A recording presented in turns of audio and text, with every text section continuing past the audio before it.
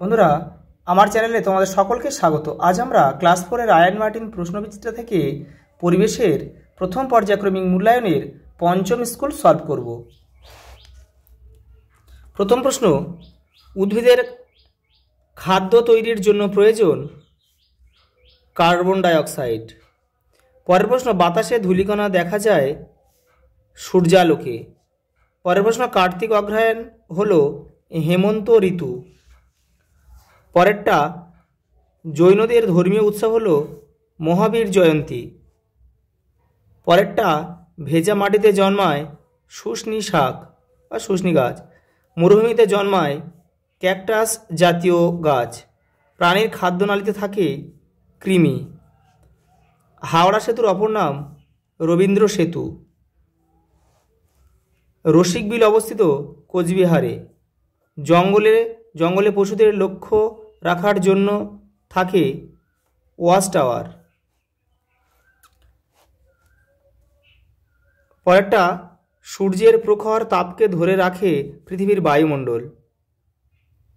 বায়ুমণ্ডল।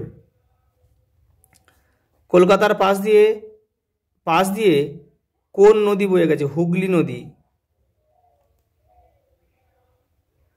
হুগলি নদী বয়ে গেছে। মুগা রেশম মথ কেবলমাত্র আসামে দেখা যায়।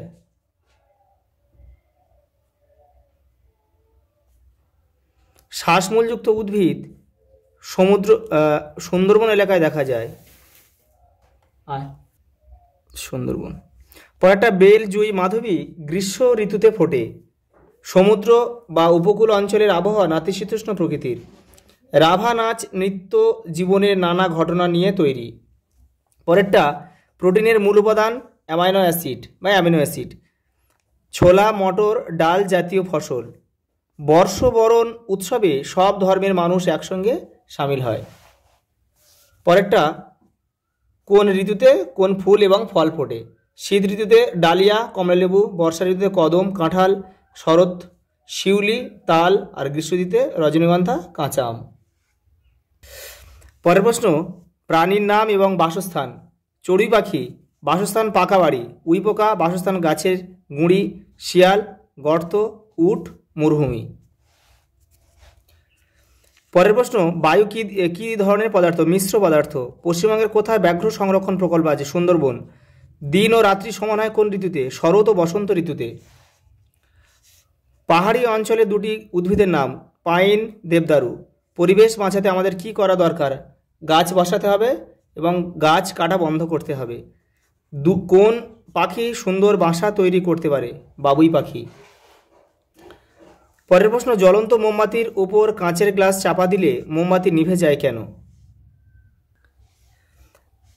জ্বলন্ত মোমবাতির উপর কাঁচের গ্লাস চাপা দিলে মোমবাতি নিভে যায় কেন? পাত্রের ভিতর বাতাস শূন্য হয়ে অক্সিজেন সরবরাহ বন্ধ করে দেয়, ফলে মোমবাতি নিভে যায়। পরের প্রশ্ন, অভয়ারণ্য কাকে বলে? উদাহরণ দাও।